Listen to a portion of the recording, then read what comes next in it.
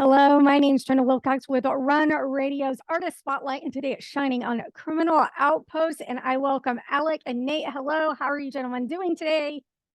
Good. Good. How are you?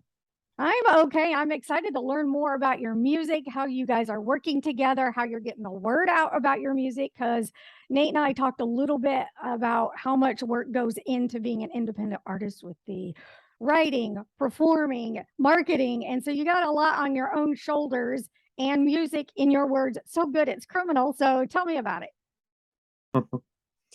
Yeah, so Criminal Outpost, we're a five-piece indie pop rock band. We originated in Springfield, Missouri. All five of us are from different locations, but we all joined together there. I actually got the guys together through a Instagram ad. I woke up one morning and I'd always wanted a band, and I was like, you know what, I'm going to do it today. And I posted out an ad, and I had a little audition process, and the guys that are currently in the band now are the first people that I auditioned, and it just kind of connected. We have really great chemistry, and yeah, we love making music together. So I don't know, Nate, if you want to add to that. Yeah, no, I think you pretty much like hit the nail on the head. I had a it was a funny coincidence too. I really had just sort of been late night laying on my bed scrolling through Instagram, and I saw this ad that was just saying this guy was looking for a band that was kind of along the lines of like Tame Impala, Foster the People, Young the Giant. And I was like, I like those guys. I might as well take a chance and hit this guy up and see what I can do. And just from there, I just remember, saying, hey, I play guitar. I'm interested in what you're offering. And sent him a couple of videos of me playing, and he's like, oh yeah, I love it, you're in. I have a couple songs pre-recorded as well, and at this point, I'm still not thinking, yeah, no, it's anything big. I just wanted to do something to have a little bit of fun, because I'd never been in a band before, and just wanted to, I just always had the dream of like playing on stage and all that kind of stuff. So he sends me a couple demos of songs he's working on, and I listen, I'm like, oh, this is amazing. And just from there, instantly fell in love with it. And from day one, it's just been something that I've been insanely passionate about, and just telling everybody I know. So yeah, it's definitely changed my life for the better. So I appreciate that. I love being in Criminal Outpost. That's awesome. Oh yeah. That's one of the good positive things to social media. So how Right. often do you use social media in getting together and promoting? Is it your top tier focus, or is it just kind of secondhand? Yeah, I think in starting out, we were really just focusing on the music, and like I said, we were all in Springfield, Missouri, which is the college town basically of Missouri State University. And so our focus was really just practicing, finding our sound, and gaining an audience in that location that we were in. Playing the local venues, playing bars, playing clubs, playing things like that, and trying to really figure out who we are. I think now we have moved into this stage now that I've moved out to Los Angeles. I'm waiting on Nate and Calvin to meet me out here in about a year or so. But I think now that we're working on our first album, and we're working on becoming more established, now we're kind of starting to gear more towards the social media side and the promotion and marketing side, which is a whole monster of its own. Well, how do you make a long distance relationship work with a band? Well, honestly, with how advanced our technology is today, it's really not as difficult as we may have thought. Um, what we have going on right now is all the other guys are together, so they'll get together and record like all the music, and then if I have an acoustic guitar part, I'll record that and send it over. But normally, yeah, they'll just record all the music, and then once it's done, they send it over to me. I record my vocals, and then I send those back over to them, and they mix it together, and like boom, it's done. But yeah, Nate, I don't know if you want to add on to how you felt about that distance. The long distance stuff, oh, it's so Yeah. painful. It's so painful. Every day we're always like, man, we miss you, Yeah. wait to be able to get out there and everything like that. But I think Right. it just kind of goes to show that as strong as like our bond is, just as members of the band, despite being across the country, like it's more than just like a band at that point. It's kind of like a brotherhood or a friendship. So being Right. able to make things work like that, whether it is still writing songs and recording, whether or not we're able to perform live, we can still have content to be able to push out on social media. We can still interact with fans through that way, and still can put music out. And it's almost like if you're not actually like a local, it's like we never broke up, we didn't break up, but like it's never like we left in the first place. Right. Yeah, exactly. What about each of your musical background? How long have you been doing what you're contributing to the band? Nate, you can start on that one. So I've been doing music probably about as long as I can remember. It's been from a variety of different instruments. I was mainly in the piano and played trumpet throughout middle school and high school, but had a very strong background in jazz and everything. My dad loved playing jazz as I was growing up. So I grew up with like, Miles Davis, Louis Armstrong. I grew up with like Thelonious Monk and all these different artists that were just like such like a magical kind of unique sort of style of music, as well as playing like songs from the 60s. I grew up basically in the 60s at that point, just like soul classics. And it was whenever I got introduced to the Beatles, I think was the first moment that I was like, oh, I want to start playing guitar. And it was just something that I absolutely fell in love with, and would be practicing for hours every day, just trying to learn every Beatles song I could. And soon kind of developed into my own style, and it sort of grew my taste in music. So really started getting into stuff like surf rock, indie pop, which is now kind of like the main focus of what I'm doing now. But yeah, I think just it was a vast musical background, which I think lent a lot of influence into my style at the moment. Whenever I write songs, whenever I record stuff or learn guitar, there's a lot of like of those elements, whether it's like funk, soul, and especially jazz in my playing, that kind of offers that unique sound that we have going. And everybody in the band has their own unique style and genre to throw into it. Yeah, I was gonna say it's pretty cool, the different backgrounds that we come from. Nick, our bass player, he did band and stuff like that in school, but he was mainly into really hard rock and metal and things like that. So was Calvin. Nate just described his background, and then we had our drummer Parker, who he's in like drumline and doing like national drum corps stuff, and then I was raised, my dad is also a singer, and he's been a singer in a band called All for Nothing for years and years and years, as long as I can remember.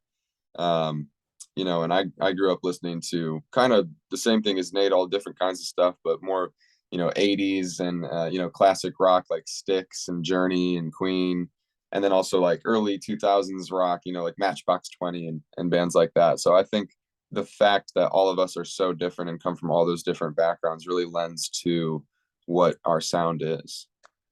Those are a lot of great sounds to pull from. So what's your songwriting process like?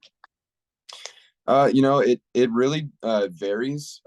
I think the majority of our songs have normally went like, Nate or Nick will, come up with a riff on the guitar, or a 4-chord progression of some sort, or whatever it is, and they'll send it in the group chat, or they'll text it to me and say, hey, what do you think about this? And normally, when I hear something, a fresh new instrumental, or a chord progression that they send over for the first time, if it is something that I think fits the band's sound, and it clicks with me right away, normally the melody to that new song will come to me like right then and there, which is very exciting.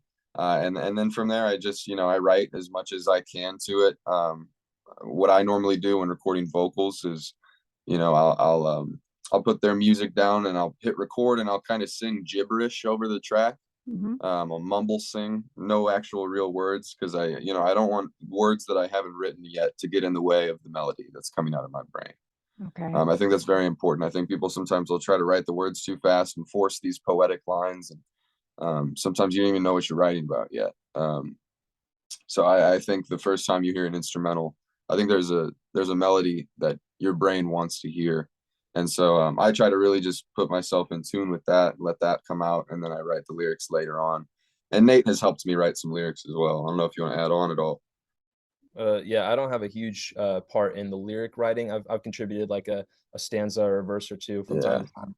But I think because a lot of it comes from, I guess my mind doesn't necessarily work like that. I'm kind of the melodic sense, where everything that I kind of emulate and whatever emotions that I want to put out there is not really through words, but like through the music that I Yeah. write. It's not always through a guitar line or anything too. It can also be through a bass line that I come up with, Right. or just kind of like a little like vocal melody in my head or whatever that kind of lends itself to me putting my hands on the fretboard and coming up with something that I want to be unique and something that can be very catchy at the same time, which can be very Mhm. hard. And I think a lot of times I get very in my own head about it as well. So it's hard for me to come up with something that I am like genuinely proud of to be able to present to the guys. Whereas I feel like every song that I make, I probably go through maybe 30, 40, 50 iterations of different ideas before I settle on one that I'm like, okay, I think this is good enough. I'm very, very picky when it Yeah. comes to that. Very, very hard to please. So Got We the all are. perfectionism. Yeah. Well, Yeah. then what has been the fastest you've ever put something down and said, this is it, and it's came out from start to finish? Oh, Nate, what song do you think we've written the fastest? You know, besides the three that I already had done. Do you think it was Sweet Perfume? Yeah, because that was the one, whenever the second time we ever got together, it was just it was like one of those chord progressions that I had like sitting around, and again, it wasn't even complete. And I was just like, because at this point we probably only had like 4 songs in a catalog. They were all written by Alec, and I was just like, I have this little thing that I've been working on. What do you think we can do? And we probably like, I remember Alec just sitting there and like writing out still my favorite lyrics that he's ever written, just like very, very poetic, beautiful, but like very catchy at the same time too. We probably got that whole song done in maybe like, I want to say like 30 minutes, basically. Like obviously there was like little like parts that we wanted to add on Sure. top of like structuring and lyricism. It was Yeah. like we just I knocked guess. it out. And Well, tell me- that was the first. Sorry to cut you off. That was the first song that we had ever written together. Mhm. Oh, cool. 'Cause I had 4, I think 3 or 4 originals that I had created before I even met them. And I made them for a potential band, and then they brought those songs to life in the Yeah, best I'm way out right now. possible. But yeah, Sweet Perfume, which is on all platforms, that was the first. That was the first one that we did together, and it was the fastest for sure. Well, that's got to feel good too. You got to feel like I got the right, we're meant to be, this Oh, is a good yeah. group. That was the moment, man. That was the moment Absolutely. where I was like, oh, we're like, we got something good. We're special. That Right. is pretty special. That is really nice. That is, I have a good feeling for y'all, and it's exciting. Oh, It'll be thank fun you. to be watching you guys. Tell me about the next song you have coming out. How long did it take, and when is it going to be released, and what's it all about? Yeah, so the next song that we have coming out it's called Shell Shock. It's going to be released on October 14th. That's my This is birthday. oh, Very no cool. way. Sweet. My Did birthday that is on October purpose. 3rd, so go October birthdays. Yes. But yeah, this is a song it was very like near and dear to my heart. I actually wrote this song just back at my apartment on my acoustic guitar, and I just wrote it there. It kind of one of those songs that just I found these chords on the guitar, and it just started flowing out of me until I was done, basically. And then these guys obviously lent their amazing musicianship to the song and added all their parts, and brought it to life, and brought it into this kind of upbeat, yet kind of sad, maybe bittersweet is the word, song. And it's basically about feeling like you're barely keeping your head above water in life, and you might be in a relationship where you love this person more than anything, and you would do anything for this person, but the road is rocky. You're not sure what's to come. There might be a big hiccup that you guys are needing to overcome that you're not sure about.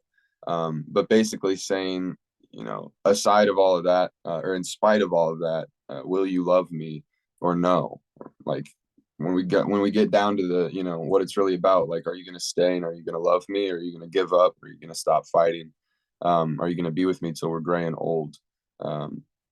And that's something that I think everybody can relate to, or maybe has gone through in one point or other, even if it's not through a relationship, even if it's just a life hurdle that they're needing to get through, and they're wondering with themselves, am I gonna quit this, or am I gonna love this passion and keep going for it?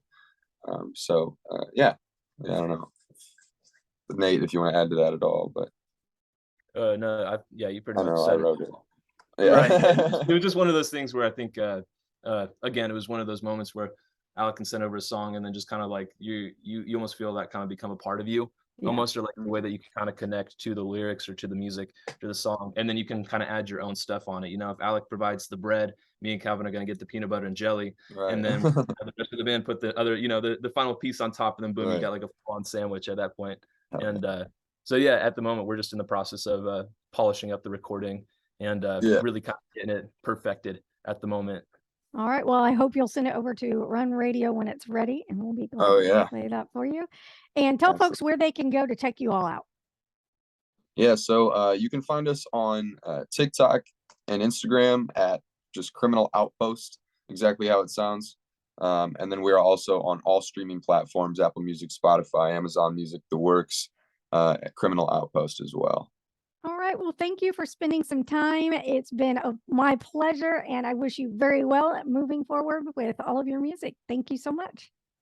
Thank you so much for having us.